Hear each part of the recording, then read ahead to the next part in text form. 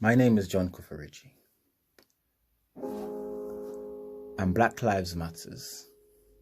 What does it mean to me? It literally means what it says, that people of my skin tone, of my complexion, that our lives matter. So yes, Black Lives Matter. And nowadays we hear a lot of all life matters, but of course all life matters, but until Black Lives Matters to all of us, do all life really matter? So, what's the best way to destroy a man? Do you kill him? Do you burn him? Do you hang him? No. You destroy his image. I know what you're thinking. It's like, that doesn't make sense. But the image of a man can be his most precious thing. The first thought people think when they see him, I can picture it. They paint a negative image of us and we are quick to defend, but in our defense, we go on the offense and that causes offense. They put us behind mental bars, not always metal, telling us how far we can go, how far we can reach, like putting a lion in a cage and then telling it, you're free. Picture this. What do you think of when you see a black man? A hood? Someone looking rough? Someone looking dodgy? A smoker, a fighter, a drug dealer, a gangbanger? See, that's how they picture us. Because even when we're successful, we are framed. See, this is a letter to the masses, and I mean this sincerely. My brothers, our image has been destroyed. My brothers, our ability has been capped. My brothers, our potential remains untapped. My brothers, we live in an age where we are seen as thugs, ruffians, gangsters, adding no value to society. To that old woman on the street, we are the cause of her anxiety. To the people in the lift who clutch on to their belongings because, whoa, he's black. Because he's got a hood on. Avoid eye contact. Maybe he won't see me. Maybe if you keep your wallet safe, maybe this time he'll leave you intact. He's got a bulge in his pocket. It must be a weapon. He's over 6 foot tall and he's got a shadow darker than him. Doesn't he know that that's intimidating? That his presence is debilitating? I wish I could close my eyes and see a darkness that wasn't his. Why are they always smoking weed? Don't they know that they are the weeds? Why is their hair unruly just like them? Why is he always talking about peace? Doesn't he know that he's a walking gang sign? All these thoughts go through their heads and none of it is that they want to be us. They believe they paid their dues when they freed us, killed us, displaced us, hunted us, but they still want to be cheeky and say that they freed us. We had to fight to be recognized as human beings, and they don't mind putting up a few frames because they have already destroyed our image. We are seen as successful if we are athletes. Oh, you're black, you must be fast, right? Oh, you're black, you play basketball or you kick ball, football, right? You're black, you smoke, don't you? Our success is attributed to our physique, not even our minds. And when you think about it, it's been going on for centuries. They bought the strongest and the fittest slaves. So now we went from property, now we're just classified as destroyers of property. Upgrade, right? Look, they say, make your voices heard, but they only give us one mic. They say, you can be successful, but they only endorse one kind. Be a baller or a rapper, nothing else. Academia is not for your people. So just stay in the streets. Keep doing your thing. Keep multiplying so we can imprison your kin. Enough is enough. Let the revelation begin. See, I say to my brother with a knife in his hand, bro, the pen is mightier than the sword.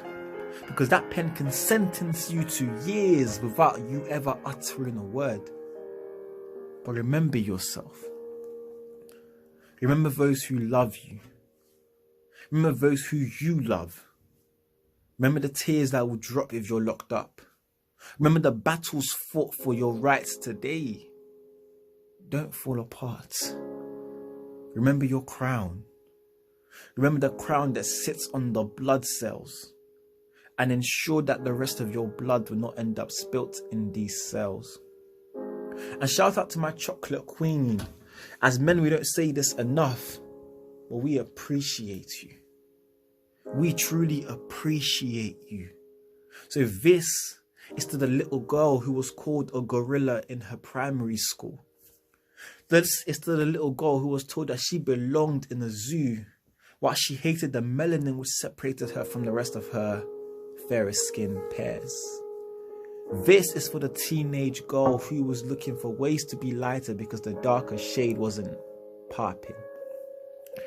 This is for the university student who just came to discover herself just to be tossed in a pile as just another black girl.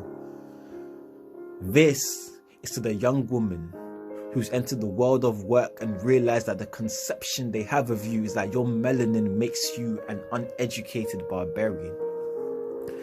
This is to the black women who are scared each time their sons and daughters go out that they might not return. They are scared to sit down and eat with the ghost of their lost kin, waiting for their kids to prove that they're still alive. Many of you have probably been told, you're kind of pretty for a dark-skinned girl, you know. Or, you're kind of nice for a black girl, you know. You're looked on as a fetish. I'm sure that they've told you that you have to sing or dance because those are your only assets. So shake it. But it's time to shake off these assumptions, because I'm sure you've heard, yo, let me touch your hair. Like you're some exotic animal in a petting zoo, in a fun fair, and your hairstyles are called ghetto, but on someone else it's high fashioned. Everything is just double standards. Karen and Susan will dance on the road and they say, they're having fun. But when Yemi and Shauna do it, it's like, where's their home training? And if you argue, you're seen as threatening. Don't speak so loud. Your confidence is deafening. Don't walk like that. Your heritage and your hair is blinding. She has no manners. That father of hers, she better get to finding. Don't stand up for yourself. Relax your hair. Why is it so curly? That's not right. Why is your nose so big? Your body is too curved. Your lips are too pronounced. Nothing about you is right. Conform to our ideals. Then to us, you can be real. Then to us, your problems can be real. Let me ask you something. Who told you that your melanin was meant to act like camouflage? Who told you that you're meant to blend in like this was makeup? Who told you that your blackness is only attractive when it's caramel or light-skinned? So to the little girl, I say to you, the melanin which separated you from others, the one which adorns your skin, will become your prized jewel, because you come from a lineage of kings and queens who once ran empires that spanned Africa. Little princess, remember, you are handcrafted with your dose of melanin carefully measured to suit and fit your perfect design. To the teenage girl who wants to be lighter, the depth of your melanin acts like a beacon, lighting up your face and acting as a pathway to others. Let your confidence flow and your melanin glow, embracing who you are.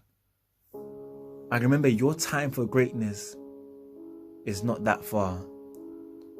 To the university girl who's just another black girl, remember, university is just one note in this song that you call life. And it's your time to learn and understand that the melanin on you is your platform, because it will elevate you, differentiate you, because whilst two shades might be similar, no two minds are ever the same. And that's what makes you unique. To the young lady who seems to have stepped onto a path of thorns, I ask you, what is a rose without its thorns? It's just a path you stalk. You have to work hard, and yes, you have to walk the talk as if you had laces on your words. Everything you do or say will be monitored, and your words will be picked apart, and that's something you can't afford. By this point, you've lived through a lot, and your sauce is brewing in a spot. A dash of endurance, season of hard work, and a side of black don't crack. So to the black women out there, and the chocolate goddesses, I want to say thank you. I salute you. Thank you for raising us. Your life matters. Thank you for bringing us up. Thank you. Black lives matter. And of course, all life matters. But how are you going to tell me all life matters when you don't have to double take if you hear sirens? when you don't have to put on a fake accent in a job interview, when you don't have to see your people's lives ended by lead bullets before their innocence could even be pled. How can you tell me all life matters when the color of your skin does not weigh more than the burdens you have to carry already? Black lives matter. It shouldn't even be a discussion.